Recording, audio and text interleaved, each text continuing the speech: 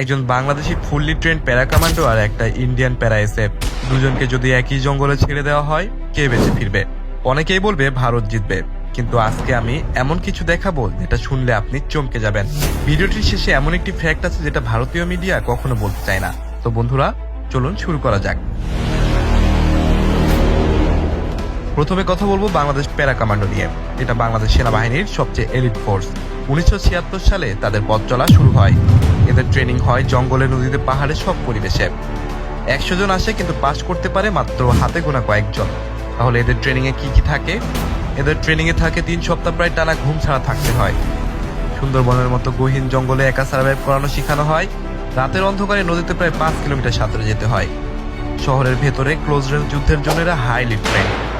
এবার সবচেয়ে বড় কথা, এই মুহূর্তে 6000-এরও বেশি বাংলাদেশি সৈনিক পৃথিবীর সবচেয়ে বিপজ্জনক জায়গায় কাজ করছে। কঙ্গো, মালি, সাউথ সুদান, এগুলো অ্যাক্টিভ যুদ্ধের জায়গা। প্যারা কমান্ডো সেখানে করছে জিম্মি উদ্ধার থেকে শুরু করে হামলার পাল্টা জবাব এবং ভিআইপি সুরক্ষা দেওয়া। সবকিছু হয় লাইভ ব্যাটেলের মাঝে। বাংলাদেশ সেনাবাহিনী ইউএন পিসকিপিং এ বিশ্বের সেরা কন্ট্রিবিউটর। এটা শুধু সংখ্যা না, এটা রিয়েল যুদ্ধের অভিজ্ঞতা। এবার কথা বলবো ইন্ডিয়ান প্যারা এসএফ নিয়ে। এদেরকে বলা হয় পার্পল প্যারেস। 1966 সালে তৈরি, নাম শুনলেই মানুষ ভয় পায়। 2016 সালের সার্জিক্যাল স্ট্রাইকে এরাই ছিল মুখ্য। ইউএন পিসকিপিং থেকে শুরু করে কাউন্টার টেররিজম, সব জায়গায় এদের নাম আছে। তাহলে এদের ট্রেনিং এ কি কি থাকে? 100 জনের মধ্যে পাস করতে পারে মাত্র 10 থেকে 15 জন। প্যারাশুট জাম্পিং, কম্ব্যাট ডাইভিং, পাহাড়ের যুদ্ধ সব শেখানো হয়। ডেজার্ট থেকে বরফের পাহাড়, সব জায়গায় এরা হাইলি ট্রেন। ইকুইপমেন্টের দিক থেকে ইন্ডিয়ান প্যারা এসএফ একটু এগিয়ে, কারণ ইন্ডিয়ার ডিফেন্স বাজেট বাংলাদেশের চেয়ে অনেক বেশি। Latest weapon, technology, helicopter support সব আছে তাদের। তবে একটা কথা, ইন্ডিয়ান প্যারা এসএফ এর বেশিরভাগ অপারেশন হয় দেশের ভিতরে। ইন্টারন্যাশনাল ওয়ার জোনে তাদের ডিপ্লয়মেন্ট বাংলাদেশের মতো এতটা নয়।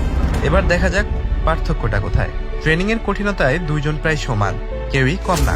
রিয়েল যুদ্ধের অভিজ্ঞতায় বাংলাদেশ অনেক এগিয়ে, কারণ বেশি ওয়ার জোনে অ্যাক্টিভ বাংলাদেশ। ওয়েপেন্স এবং ইকুইপমেন্টে ইন্ডিয়া এগিয়ে, কারণ তাদের বাজেট অনেক বেশি। জঙ্গল যুদ্ধে বাংলাদেশের সাথে টেক্কা দেওয়ার মতো যোগ্যতাই হয়নি ভারতের, কিন্তু পাহাড়ের যুদ্ধে ইন্ডিয়া এগিয়ে। বিশ্বজুড়ে ডিপ্লয়মেন্টে বাংলাদেশ এগিয়ে। সহজ কথায়, টাকা আর টেকনোলজিতে ইন্ডিয়া এগিয়ে, কিন্তু রিয়েল যুদ্ধের মাঠে বাংলাদেশ একবারে কম নয়। তাহলে শেষ কথা কি, এই দুটো ফোর্সের মধ্যে কে ভালো এটা বলা আসলে ঠিক না। দুজনেই নিজ দেশের জন্য জীবন দিতে পারে। দুজনেই পৃথিবীর কঠিনতম ট্রেনিং পার করে আসা মানুষ। কিন্তু যদি জিজ্ঞেস করা হয় সবচেয়ে আন্ডাররেটেড কে, উত্তরটা একটাই, বাংলাদেশ প্যারা কমান্ডো। কারণ এদের নিয়ে কেউ কথা বলে না, কিন্তু এরা চুপ করে পৃথিবীর সবচেয়ে ভয়ঙ্কর জায়গায় কাজ করে যাচ্ছে। প্রমাণ করে যাচ্ছে বড় বাজেট ছাড়াও বড় অরিয়র হওয়া যায়। এই ভিডিও যদি আপনার চোখ খুলে দেয়, তাহলে এখনই চ্যানেলটি সাবস্ক্রাইব করুন এবং নিচে কমেন্ট করুন বিডি কমান্ডো অথবা প্যারা এসএফ। পরের ভিডিওতে দেখা হবে অন্য কোনো আলোচনা নিয়ে। এতক্ষণ ভালো থাকবেন এবং সুস্থ থাকবেন। আল্লাহ হাফেজ।